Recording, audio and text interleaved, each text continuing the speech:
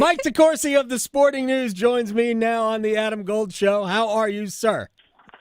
I am well, Adam. How are you? I'm doing very well. I was traumatized yesterday. Before we start, I want to talk hoops, and I want to talk about the crazy uncle in Louisiana. What was the best Halloween costume you've ever worn?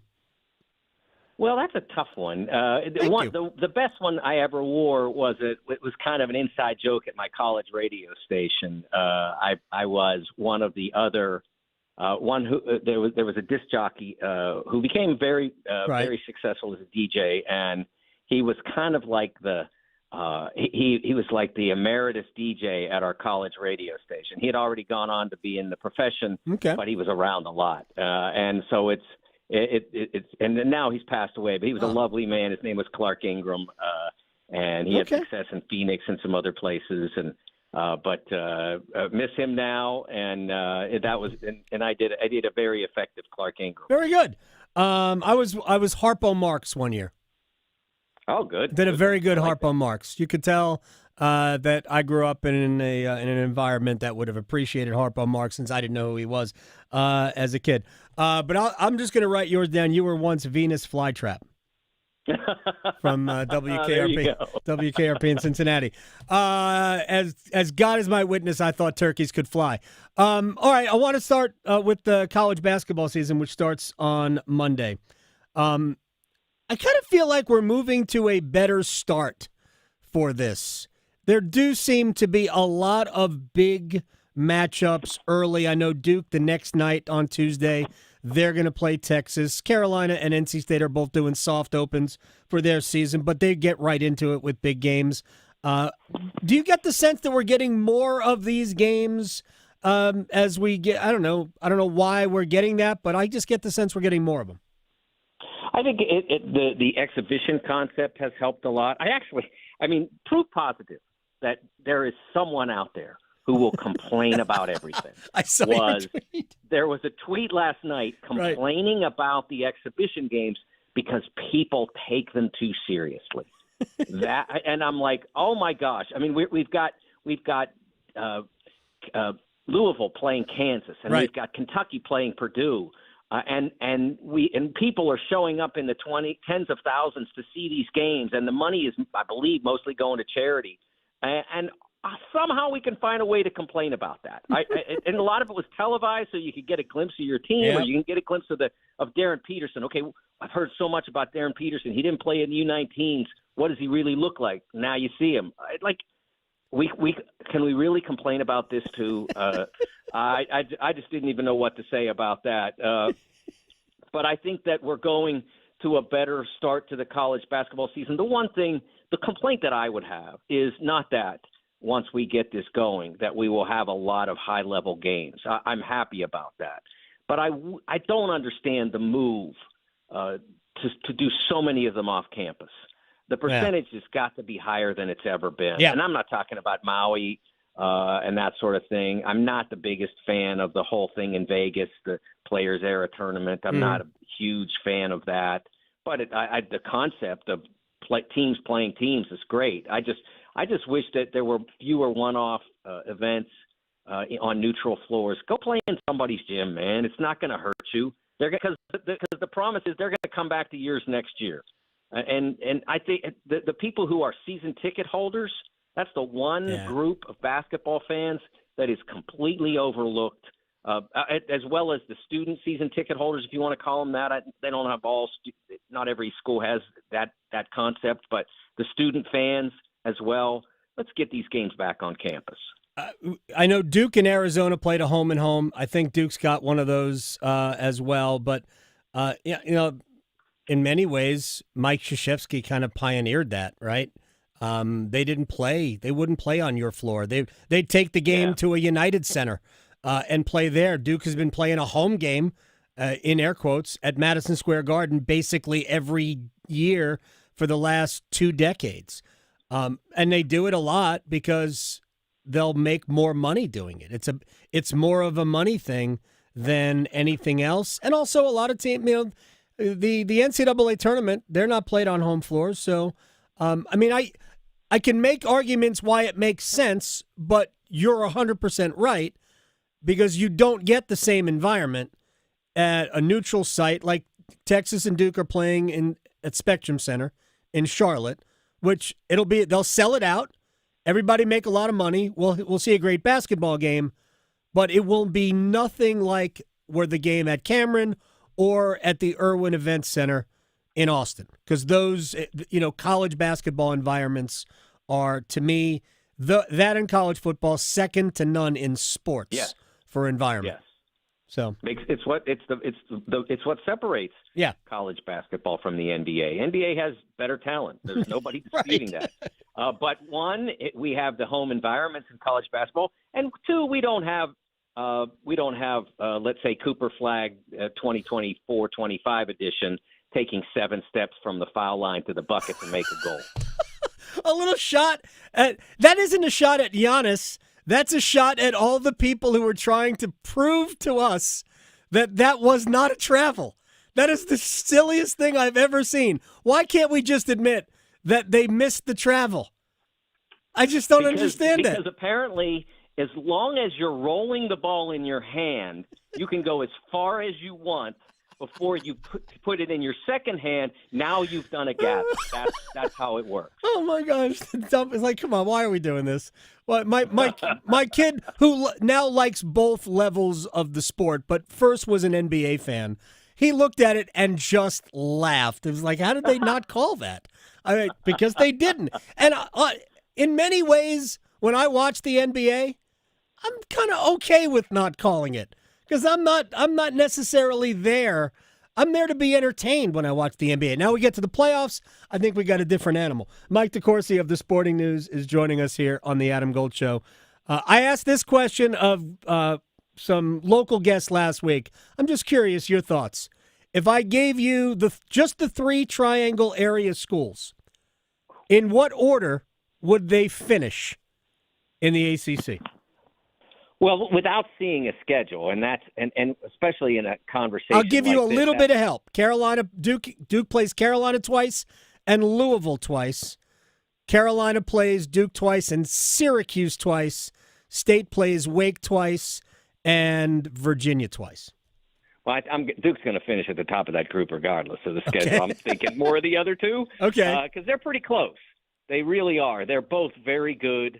It's going to be very interesting to me to see how NC State comes together. Carolina has a lot of new faces. It'll be interesting to see how they do. But I think it's going to be very close. I would probably lean toward Carolina, but I won't be at all surprised if State were to finish higher. I was having a conversation with a friend of mine yesterday. He said his only fear about State, and they added good players.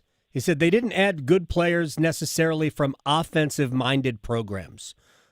Michigan State, Houston, Texas Tech, although I think Texas Tech is probably a little bit more offensive-minded, especially the stud they added from there. But your thoughts on that way of looking at the Wolfpack, because I think they're going to be really good. I actually said NC State would finish on top of that, even though I was sort of being sort of contrary.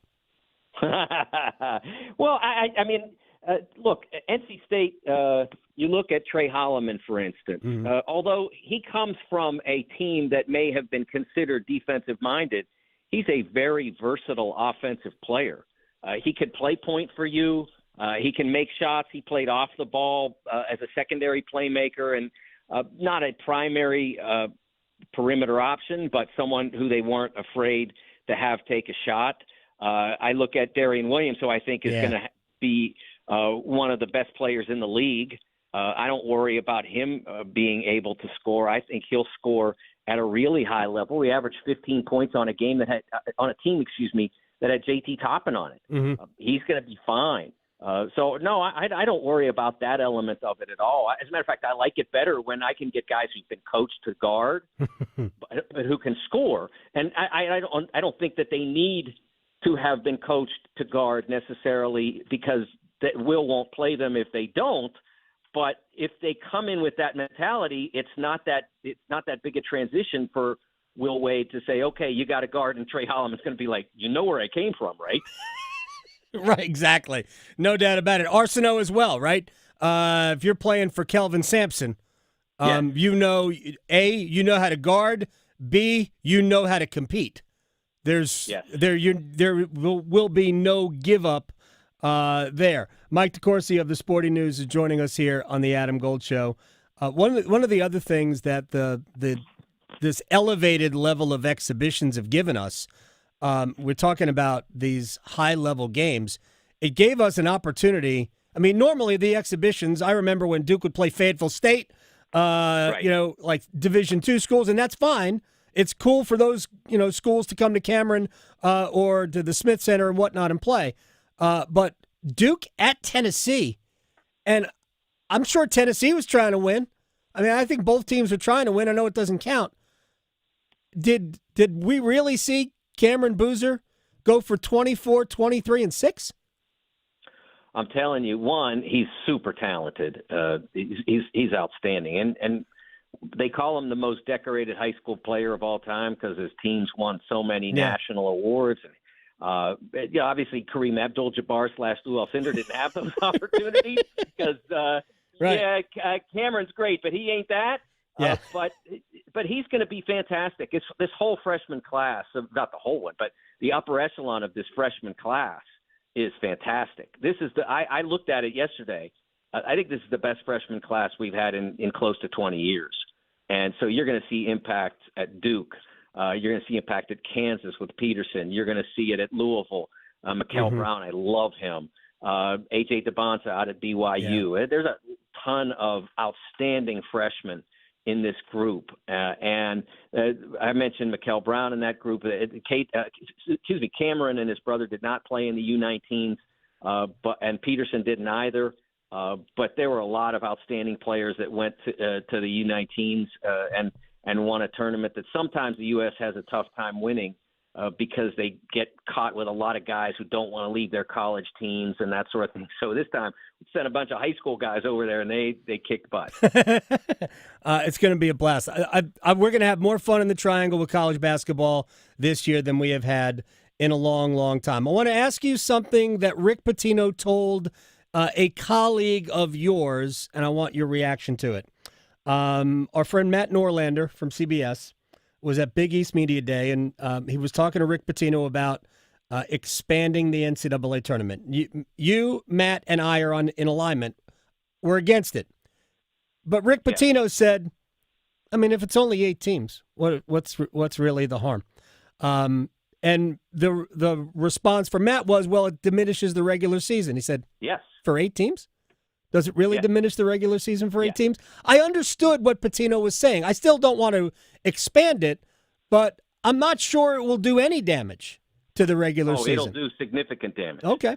I mean, a lot of the appeal of the final weeks of the regular season is the bubble. Right. I mean, why would you pay any attention at all at this point? Unless it's your team. Why would you pay any attention at all when they're going to let just about everybody in that can play even a little? I mean, think about this. They were already doing that. Last season, by mid-February, Indiana fans were so done with Mike Woodson that he retired with 2 weeks left in the regular season. In the expanded tournament, they would walk into the tournament without breaking a sweat. They would have been so clearly in, they wouldn't even have had to sweat Selection Sunday. And that was a program that was done with their coach. That's what you're doing. You're telling even the people who are just frosted with their coach. And I realize in football they give up on you if you lose a game. Yes. But in basketball we still have some sort of perspective, at least some of it. And I don't know how much longer that Hodor is going to be able to hold that. But we still have some perspective, and it's just that's the kind of thing that you're going to have happen. And Matt was really clued into this at the end of last year, and I really respected some of the comments he made then. You had in the Big Ten, which is I cover for Big Ten Network, right, as an analyst, and you had in the Big Ten you had Nebraska, Ohio State, and Indiana all in that area, right there at the bubble, almost out, almost in, and they played each other. Like there was a triangle of games among them, and it was so fascinating. Those games were so much more important. And again, in the expanded tournament, they'd all get in. without a sweat. It's just not good for anything. It takes that drama away. Why do we want to take drama away from the regular season to add, and this is the truth, we would add 4 more games on Tuesday and Wednesday that would draw an average of about 1 million fans per. Maybe it'll go up a little bit because we have fewer 16s in those games, but as of now, the Tuesday and Wednesday games average a little bit more than 1 million per. If we get a Carolina in like we did last year, or in Indiana like we did in 22, I think it was, then you get it up to two and a quarter. That's what we're talking about. And they want CBS and Turner to give them, I think I worked it out, the average that's going to be paid per game now is something like $16 million per game. Because there are 67 games divided by or going into $1.1 billion. So it's about $16.7 million a game or something like that. Do you really think that those games are worth that? They don't think so. They don't. The networks don't think so. So why should we? No, I'm. You don't have to convince me. Rick Pitino, I thought, made a good point though, that he doesn't think that it would do that much damage. But we all agree, if there was more money in this, then the networks would have been on board with it. But there's not. So will eventually expand. No tournament ever gets smaller. They always get bigger. So I just don't know when. It's probably sooner rather than later. And we'll all just have to adjust. But I'm with you. We don't have time for Jeff Landry. We'll have to talk about Jeff Landry another time. Can I tell everybody to search out Ron Higgins at Ron Higg on X or Twitter, whatever you want to call it, and read his column about Governor Laundry. Yeah. It is one of the best columns. I've known Ron. He was a colleague of mine in Memphis. It's the best column he's ever written, and that's saying something because he's a terrific sports writer. It is an absolute work of art. I know you read it. Yes. And it captures that whole circus so perfectly. Yeah, he stood up there and lied yesterday or 2 days ago. But, he is the governor of Louisiana. Mike DeCourcy from the Sporting News at TSN. Mike, thank you so much, man. I'll talk to you very soon. Thanks, Adam. All right.